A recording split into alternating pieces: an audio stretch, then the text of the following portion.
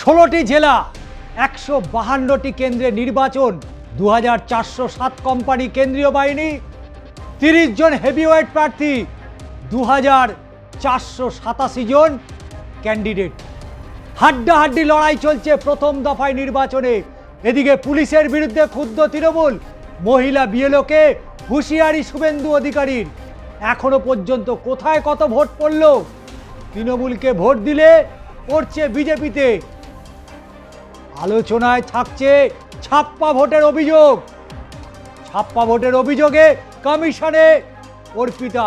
Vote চলাকালীন শুভেন্দুর polling agent ও মণ্ডল সভাপতিকে গ্রেপ্তার। কমিশনে অভিযোগ দায়ের। ঘটনার পরিপ্রেক্ষিতে ওসির অপসারণের দাবি করলেন নন্দীগ্রামের বিজেপি প্রার্থী শুভেন্দু অধিকারী। নজর রয়েছে 152 কেন্দ্রে। একাধিক ভোটারের ভোট আগে হয়ে যাওয়ার অভিযোগ। 164 নম্বর বুথে নির্বাচন কমিশন লিখিতভাবে অভিযোগ জানালো। বালুরঘাটে তৃণমূল কংগ্রেস প্রার্থী অর্পিতা ঘোষ।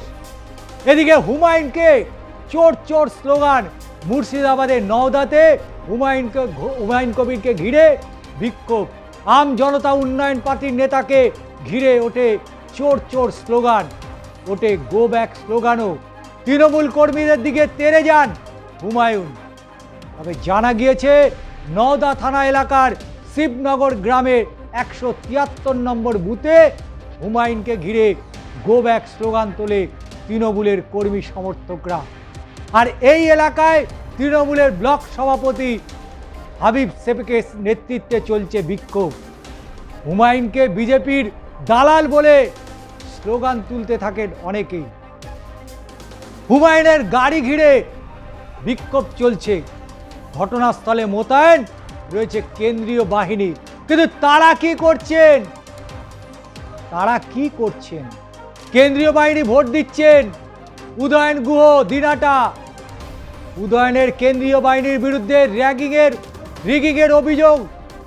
দিনাটায় তৃণমূল প্রার্থীর তিনি অভিযোগ করছেন কেন্দ্রীয় বাহিনী ভোট দিচ্ছে। একজন ভদ্রলোক নাতিকে নিয়ে ভোট দিতে আসেন, আর সেই নাতিকে সরিয়ে সেন্ট্রাল ফোর্স নিজে ভোট দিচ্ছে। এদিকে মহিলা বিএলওকে সতর্ক বার্তা দিলেন শুভেন্দু অধিকারী। কারণ বিএলও নাকি ফোন ব্যবহার করছে, ভোটারদের প্রভাবিত করছে। এমনই অভিযোগ শটান বুথে পৌঁছে গেল শুভেন্দু। সতর্ক করলেন মহিলা বিএলওকে।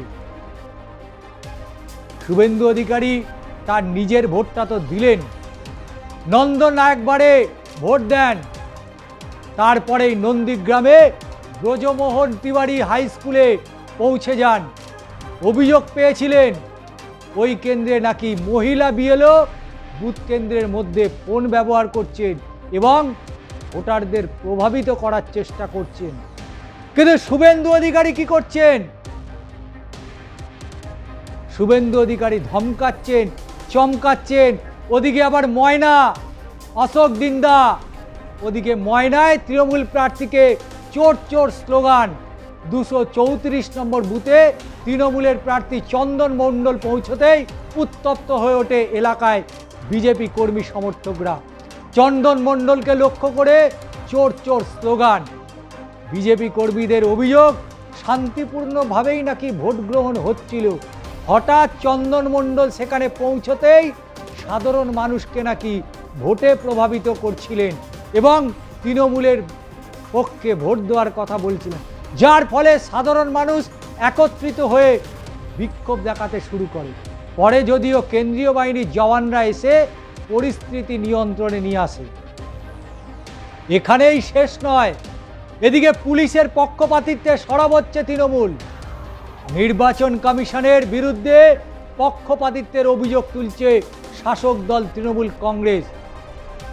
ঘাসফুল শিবিরের অভিযোগ, হলদিয়া এবং নন্দীগ্রাম সেই সব পুলিশ আধিকারিকদের রাখা হয়েছে যাদের সাথে নাকি হুমায়ুনের মধ্যে একেবারে মিষ্টি মধুর সম্পর্ক। তারা বিজেপির অঙ্গুলি হিলনে কাজ করছেন। এদিকে পশ্চিম মেদিনীপুর পশ্চিম মেদিনীপুরে পিংলার ওসি তাকে অপসারণের দাবি তুলেছেন শুভেন্দু অধিকারী। তিনি অভিযোগ করেছেন ভালো ভোট হচ্ছে, বেটার। শুধু পশ্চিম মেদিনীপুরে পিংলার ওসি চিন্ময় প্রামাণিক ভীষণ নাকি গুন্ডামো করছেন, তাই নাকি শুভেন্দুবাবু? তবে এখনও করছেন। ওনার সাসপেনশন দাবি করছি। কোথায় কত ভোট পড়ল সেটাও এক নজরে দেখে নেব। কোচবিহার জেলায় 17.56% ভোট পড়েছে, মালদায় 16.96, মুর্শিদাবাদে 18.88, পূর্ব মেদিনীপুরে ভোটের হার 18.81, পশ্চিম মেদিনীপুরে 20.51, গোটা রাজ্যে ভোট পড়েছে 18.76%। কিন্তু কোচবিহারের দিকে তো নজর রাখতেই হচ্ছে। নিশীথ প্রামাণিক 6টি বুথে বন্ধ ভোট গ্রহণ, 6টি বুথে সাময়িক বন্ধ হয়ে গিয়েছে। কোথায় ভোটিং মেশিন কন্ট্রোল ইউনিট বিকল, আবার কোথাও ভিভিপ্যাট লক হয়ে গেছে। ভিভিপ্যাট লক হয়ে গেছে, নির্বাচন কমিশনের অপ্রস্তুতি চোখে পড়ার মতো। এই রকম একটি বুথ হলো আঙ্গারকাটা প্রাথমিক বিদ্যালয়ের বুথে 3/154। এই কেন্দ্রে ভিভিপ্যাট লক। সেই বুথে গিয়ে প্রিসাইডিং সহ আধিকারিকদের সঙ্গে কথা বললেন কোচবিহারের উত্তরের তৃণমূল প্রার্থী পার্থপ্রতিম রায়। নতুন ভিভিপ্যাট ইতিমধ্যেই চলে এসেছে বলে তবে খবর। কিন্তু এত লেট কেন কমিশন এত লেট কেন? ভোট দিলেন তৃণমূলের উদয়ন গুহ 285 নম্বর বুথে ভোট দিলেন। এবং তাই শুধু নয়, দিনহাটার প্রার্থী এদিন বলছেন ছেলে বউকে নিয়ে যদিও এসেছেন ভোট দিতে, তিনি বলছেন নাকি কেন্দ্রীয় বাহিনী প্রক্সি ভোট দিচ্ছে। কিন্তু নজর রাখতে হবে ডোমকলের ঘটনায় রিপোর্ট তলব করেছে কমিশন। ডোমকলে তৃণমূল এবং সিপিএম এর মধ্যে গোলমালের ঘটনায় এবার রিপোর্ট তলব করেছে নির্বাচন কমিশন। বুধবার রাতে তৃণমূল সিপিএম এর কর্মী সমর্থকদের মধ্যে ব্যাপক ঝামেলা, অশান্তি। প্রথমে বচসা, তারপরে ভয়ঙ্কর আকার নেয়। ঘটনাকে কেন্দ্র করে বোমাবাজি হয়েছে বলে অভিযোগ। ঘটনায় গুরুতর জখম হয়েছেন সিপিএম এর সমর্থক, নাম রাকিবুল আনসারি, বয়স 28, তার বাবা মকবুল আনসারি 55।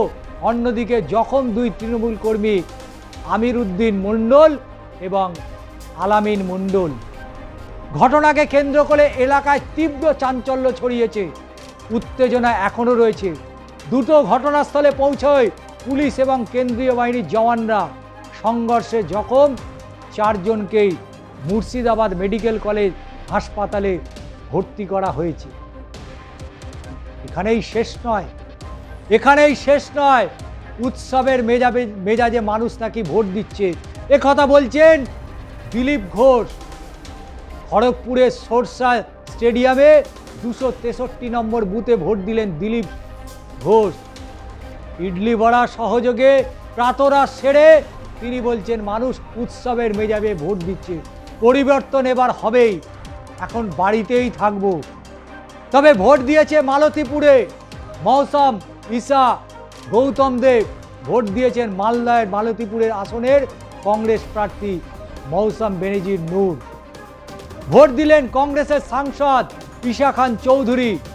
কিন্তু অন্যদিকে শিলিগুড়ির 173 নম্বর বুথে ভোট দিলেন তৃণমূল প্রার্থী গৌতম দেব। তিনি বলেছেন গতকাল রাত পর্যন্ত কেন্দ্রীয় সরকারি কর্মীদের বিভিন্ন জায়গায় পাঠিয়ে দেওয়া হয়েছে, তাদের শিলিগুড়ি বিধানসভা বা তার পার্শ্ববর্তী বিধানসভা এলাকায়। ফলে রাতারাতি আলিপুরদুয়ারেও পাঠিয়ে দেওয়া হয়েছে। নির্বাচনকে কেন্দ্র করে কমিশন জুলুমবাজি শুরু করেছে, তার বিরুদ্ধে মানুষ এবার রুখে দাঁড়িয়ে ভোট দেবে। আর তৃণমূল ভোট দিলেই নাকি ভোট পড়ছে বিজেপিতে। বরঙ্গা বিধানসভা 186 নম্বর বুথে কারচুপির অভিযোগ। বরঙ্গা ব্লকে গোদাপাহাড় এলাকায় ভোটের অভিযোগ ঘাসফুল শিবিরে। আর ঘাস ফুলে ভোট দিলেই ভোট পড়ে যাচ্ছে নাকি বিজেপিতে। লড়াই চলছে 152টি আসরে, 30 জন হেভিওয়েট প্রার্থী, 2407 কোম্পানি। কিন্তু নির্বাচন কমিশনের বিরুদ্ধে ভুরি নয়, ঝুড়ি অভিযোগ।